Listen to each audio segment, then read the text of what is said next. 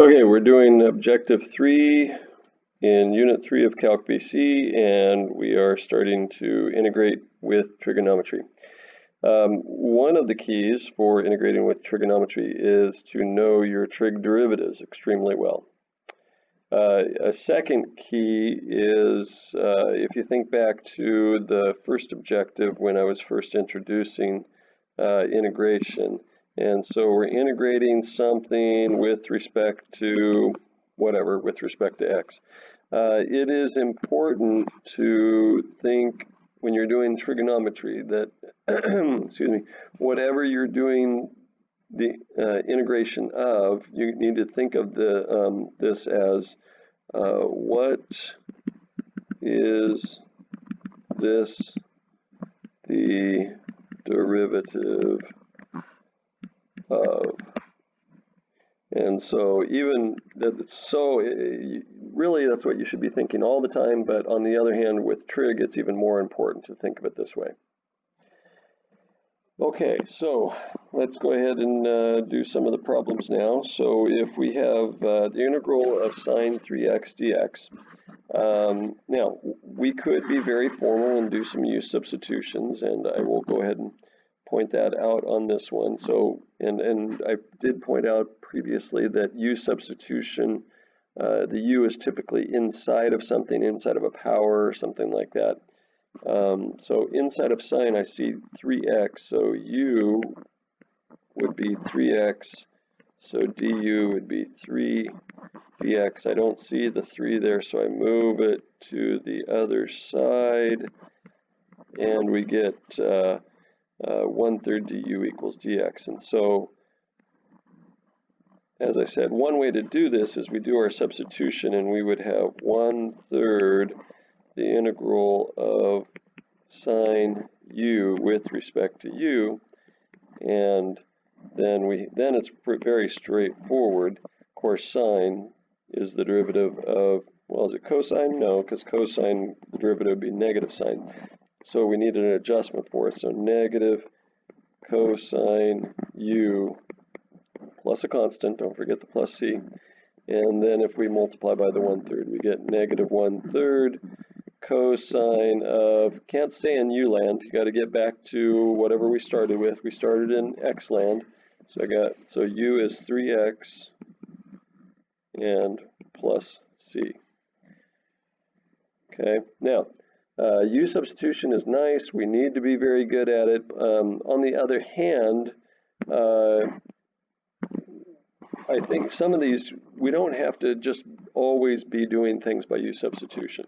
So a lot of these we can maybe just kind of look at and just make adjustments as we're going. So we look at this, we go, okay, sine is the derivative of what? Well, negative cosine. So negative cosine of whatever the angle is. Okay, and plus c, I'll put a plus c out there. Now, if I did the derivative of this, the derivative of negative cosine is positive sine, and so that's good. But what is the derivative of the guts? Well, the derivative of the guts is a 3. I don't see a 3 out there, so I need a 1/3 adjustment, and then if I multiply that, I get negative 1/3 cosine 3x plus c. Okay, and you can see we get the same thing. Okay, so problem number 2 here. Cosecant squared, is that the derivative of something, or at least is it very close to the derivative of something? Well, yeah, it's close to the derivative of cotangent. Cotangent, the derivative of it is negative cosecant squared. So if I make a slight adjustment here, and we say, okay, so this would be negative cotangent of whatever the angle is, 5x plus 2. And I'll do a plus c out to the right a little bit just so we don't forget to do it. And okay, so that's my first attempt. Now, the derivative of negative cotangent is positive cosecant squared, but the derivative of the guts would be 5, and I don't see a 5 over here, so I need a 1/5. And so final answer, negative 1/5 cotangent 5x plus 2 plus a constant. Okay. Now, we avoided the U substitution on each of those two problems potentially. U substitution is still a very important thing, and we need to be proficient at it. And so problem number 3, I think, is one of those problems where it would be good for us to actually do a U substitution here. And remember, we generally look inside of a power of some sort, and if there's a fraction, generally I would say you look in the denominator of the fraction for the U. It's not a hard, fast rule, because as we get to some more complex ones later on, it's sometimes it's not in the denominator. Anyway, in the denominator, we can see we have a cosine 5x to powers. It's essentially to the 2/3 power in the denominator. So let's try that. So u equals cosine 5x. So that means du would be, okay, so that would be negative 5 sine 5x times dx. Because we du dx here on the left, we multiply by dx. And we go, okay, well, we see the sine 5x dx, and so that part is taken care of, but let's move the negative 5 to the other side. So negative 1/5 du equals sine 5x dx. And so now along the way here, all this stuff, there's a 7 up in the numerator, and we didn't see a 7 in all that, but that 7 times stuff, and remember I talked about the fact that if we have a constant, multiply them by something, we have a property where you can bring it out in front. So we have the 7 over 1 times the negative 1/5 integral of, okay, so making all of our substitutions, we would have 1 over u to the 2/3 du. Okay, or another way to write it, negative 7/5 integral u to the negative 2/3 du. And we go, oh, that looks a lot easier. So now we have negative 7/5 times, okay, u to the negative 2/3 becomes u to the 1/3 with an adjustment of 3, so that if I do the derivative of this, I get back to the u to the negative 2/3 plus c. Okay, but you don't get to stay in u land, we got to get back to x land, because that's where we started. So we have negative 21/5 u to the 1/3, but u is cosine 5x, so cosine 5x quantity to the 1/3 power plus c. Okay, obviously we could write 1/3 power as a cube root, but you know, it's nice to go ahead and do it like this. Okay, problem number 4. Again, if we start to do a U substitution, I see inside the radical, which is a power, I see 2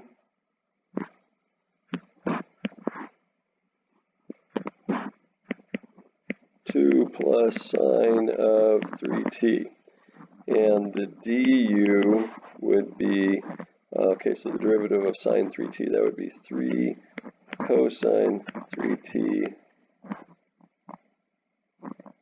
dt. And we look and we go, oh, well, look, we see the cosine 3t dt. Okay, but we don't see the 3, so we can move it to the other side. So 1/3 du equals cosine 3t dt. Okay, so now sometimes once we actually start to write out the U substitution, sometimes you might be looking and you go, oh, well, I think I can actually make adjustments and not even finish the real formal U substitution stuff. And that's possible. Okay, I'm going to go ahead and finish it off as a formal U substitution. So I have 1/3 integral, and I would have u to the 1/2 du, okay, which is 1/3 times, okay, so I would have u to the 3/2 with a 2/3 adjustment so that I get back to just positive u to the 1/2 plus c, and so I get 2/9. Okay, what is u again? U is 2 plus sine 3t, so 2 plus sine 3t to the 3/2 plus a constant. Okay, moving on. Number 5. Okay, so fraction. So maybe we should look at the denominator first. There's a power in the denominator, so I'm thinking that that's probably where our u is going to be. Okay, so u equals cosine x. So du is negative sine x dx, and we see the sine x dx, we don't see the negative, so negative du equals sine x dx, and so we can go ahead and make our substitution. So we've got negative integral, okay, so this is 1 over u cubed, or in other words, u to the negative 3 du. Really, U substitution is around to make our life easier. So we've got negative, okay, u to the negative 3 add 1 to the exponent, so u to the negative 2, and adjust so that we come back to a positive u to the negative 3. Okay, so if I do the derivative of this, I'd have negative 2 times some, so negative 1/2 plus c. So if I do the derivative of that, do I get back to a positive 1 u to the negative 3? Yes. And so now I'd go ahead and distribute the negative. And so I have positive 1/2 u, but don't stay in u. Get it back to what we started with. Don't stay in u land. So this would be cosine x to the negative 2 plus c. Okay, now cosine to a negative power. Okay, so that's really 1 over cosine. What's 1 over cosine? It's secant. So cosine x to the negative 2, this is really 1/2 secant squared x plus c.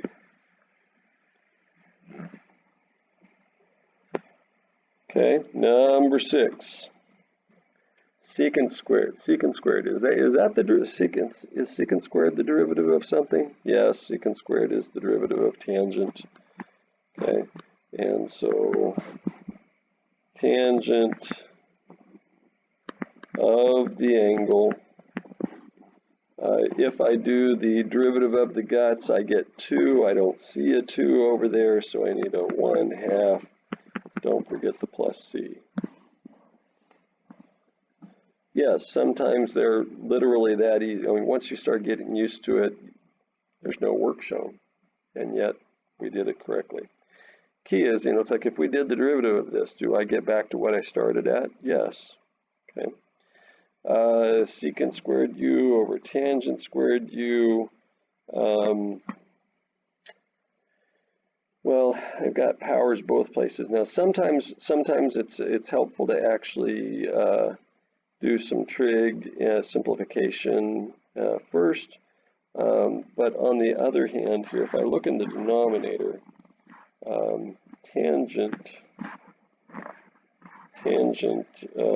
the derivative of tangent is secant squared, and so I'm thinking that that's looking kind of good actually.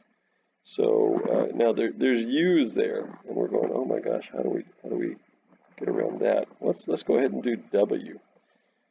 W equals tangent u, so dw you know, Arthur's little sister. Hopefully you know what I'm referring to.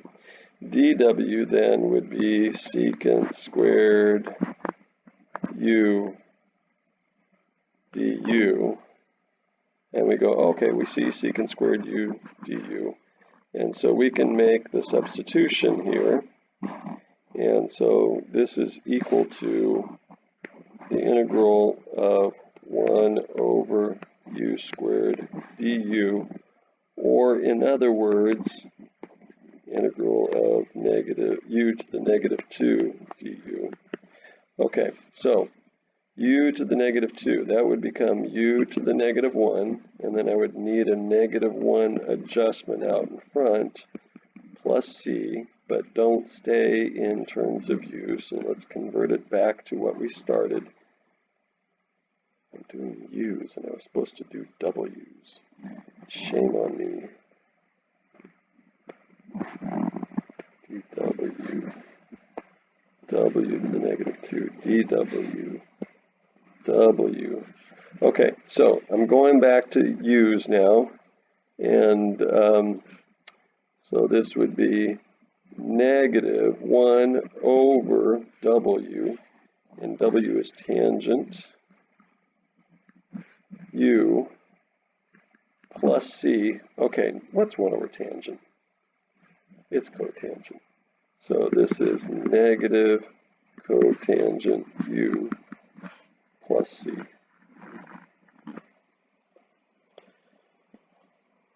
There's probably other ways to do that problem.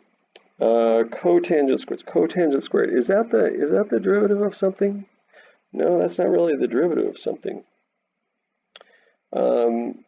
Now, it is helpful to remember our Pythagorean identities and some of these other things. Cotangent squared, cotangent squared. Cotangent squared could be traded in for cosecant squared minus 1. Is that helpful? I believe it is. Cosecant squared x minus 1. Because we go, oh, well, cosecant squared, yeah, that's just, that's very close to being the derivative of cotangent x.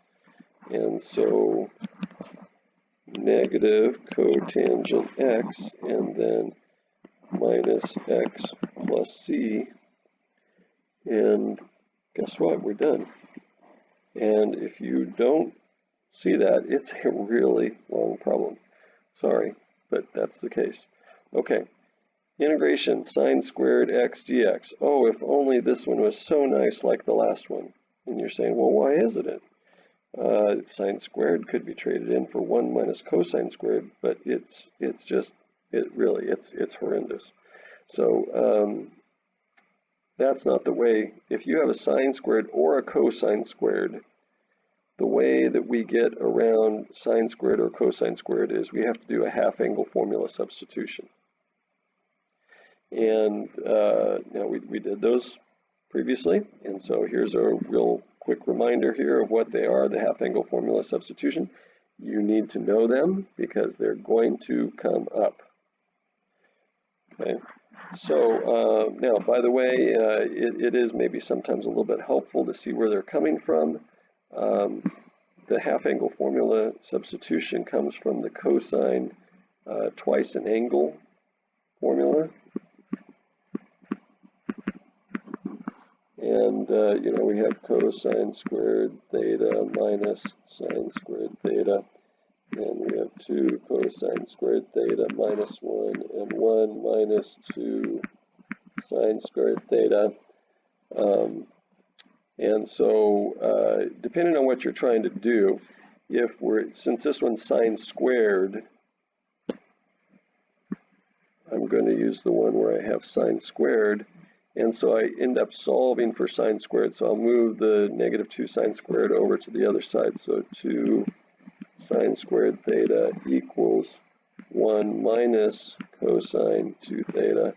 And then solve for sine squared anyway. So sine squared theta is 1 minus cosine 2 theta over 2. And so that's the half angle formula that you see right there. And it's very similar for the cosine squared. It's just if you're gonna do that one, you focus on this part right here, cosine 2 theta equals 2 cosine squared theta minus 1. So now on the other hand, if you haven't memorized, that's great, that's wonderful, and that's all you have to do. So this becomes the integral of 1 minus cosine 2x over 2 with respect to x. Okay, now why is this an improvement? And first off, by the way, the 2 that's in the denominator,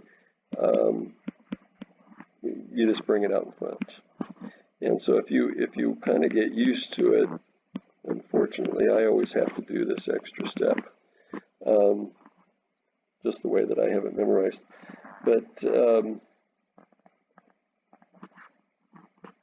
instead of having a squared term, now it's just cosine of 2x. And what we can do is we can integrate term by term. So I have 1/2 times, okay, 1 is the derivative of what? Well, it's the derivative of x, since we're integrating with respect to x. And negative cosine 2x, okay, well, cosine is the derivative of sine. So if it's a negative cosine, I'm going to need a negative sine. I'm going to leave a little bit of space here. I think hopefully you guys are starting to catch on to that.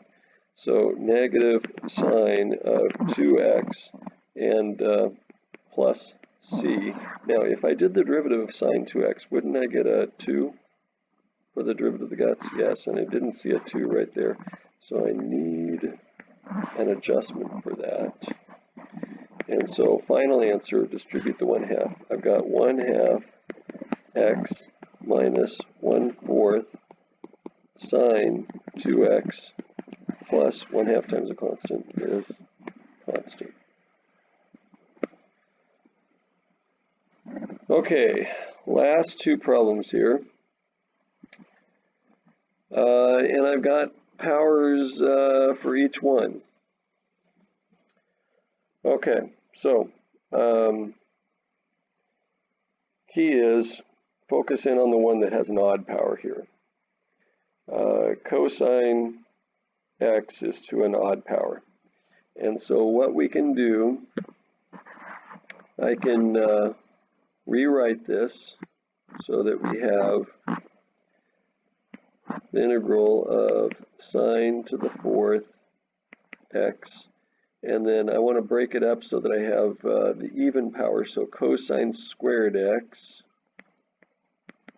and cosine x. So it's still cosine cubed x, but now I've got just the cosine x to the first all by itself. Now cosine squared x, I want to use a Pythagorean identity substitution, so cosine squared would be 1 minus sine squared. So this is sine to the 4th x times 1 minus sine squared x cosine x dx. And I want to go ahead and distribute the sine x to the 4th. And so we've got sine to the 4th x minus sine to the 6th x, not dx, but cosine x dx. Okay, now we don't have to do a U substitution here, but we could do a U substitution here. At least you're mentally thinking about a U substitution here. And so what am I talking about? Well, if U is sine x, then du is cosine x dx. And here's the cosine x dx. And this is u to the 4th minus u to the 6th. Nifty. Now, I mentioned earlier, maybe you just start to write out the U substitution, and then you just kind of finish it off. So really we're just integrating u to the fourth minus u to the sixth with respect to u. And so I can finish this one off right now. So this would become sine to the fifth x with a 1/5 adjustment minus sine to the seventh x with a 1/7 adjustment plus c. And I kind of crowded that right there. So I'm going to spread it out just again a little bit more. So minus 1/7 sine to the seventh x plus c.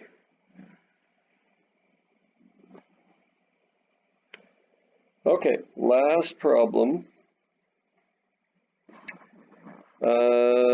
Let's see. Now we've got a couple different things going on here. We've got the square root of x. We've got sines and cosines and sine inside of a power of 2. So let's go ahead and start to do this. So if u is root x, the du is 1/2 root x dx. And we're looking and we're going, oh, okay, well, I see the 1/root x dx. I don't see the 2 in the denominator, but I can move that over. So 2 du equals 1/root x dx. But that takes care of part of it. So we have 2 integral. We would have cosine u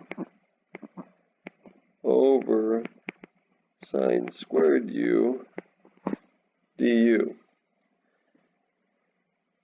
Okay, so now we could do a second substitution. And so again, probably if it's a fraction, probably you're looking in the denominator, and in the denominator you have something to a power of 2. So that even tends to give me more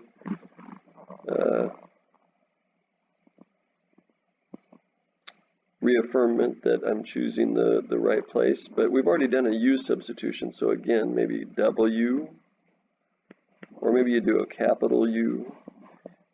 W equals sine u, and dw then is cosine u du, and you look and you're going, oh yeah, it's just beautiful. We can go ahead and make our substitution here.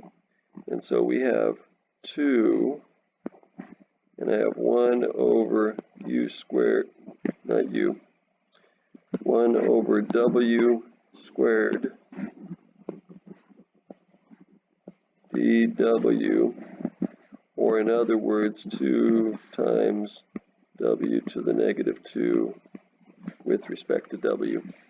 Okay, so this is 2 times, now w to the negative 2, that becomes w to the negative 1 with a negative 1 adjustment, so that when I take the derivative I get back to a positive right there, plus c.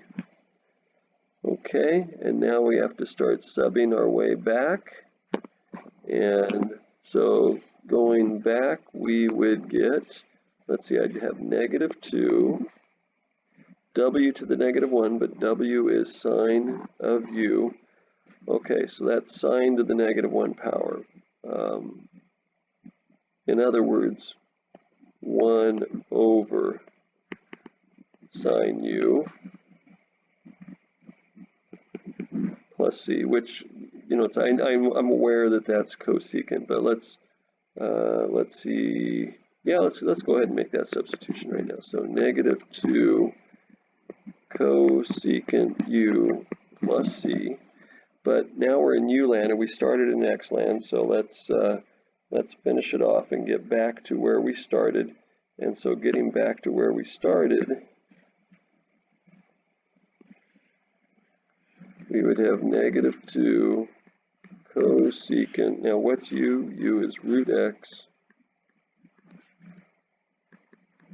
plus c.